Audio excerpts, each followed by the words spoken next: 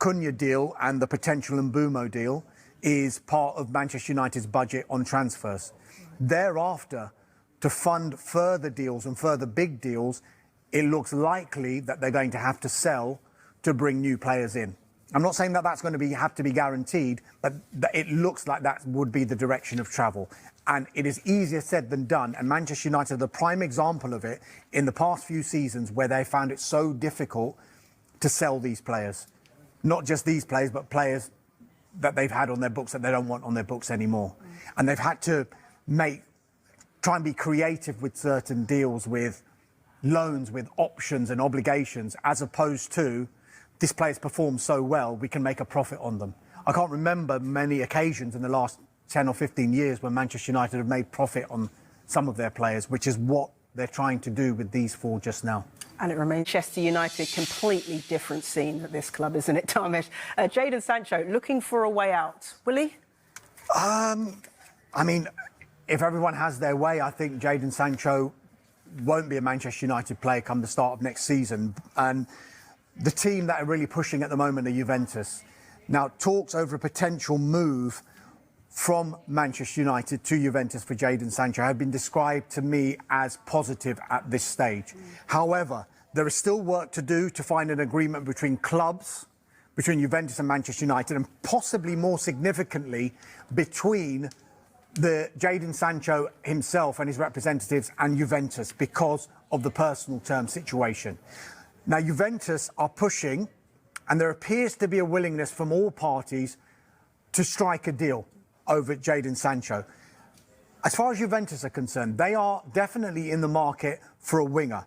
That's because they've so far failed to find an agreement with Francisco Conceição. He's a player that joined on a straight loan for the season from Porto last summer. He actually extended that stay for a little while so he could play in the Club World Cup. He started against Real Madrid last night. However, Juventus and Porto, while they've been negotiating on a fee, there's a big gap in valuation. Hence why Juventus have probably turned their attentions for now onto Jadon Sancho. Right. Sancho himself is understood to be open to the move after failing to agree terms. We go back to those personal terms again with Chelsea, because remember, Chelsea had an obligation to buy Jadon Sancho after his loan spell, but they wanted to renegotiate his contract. Basically, he was getting paid what they didn't want to pay at Manchester United. But as a result of them not taking up the obligation, they were forced to pay a £5 million penalty to Manchester United. We think the asking price is around £25 million, which is what they were willing to sell him to Chelsea for, and what Juventus would probably have to pay if they wanted to bring him in.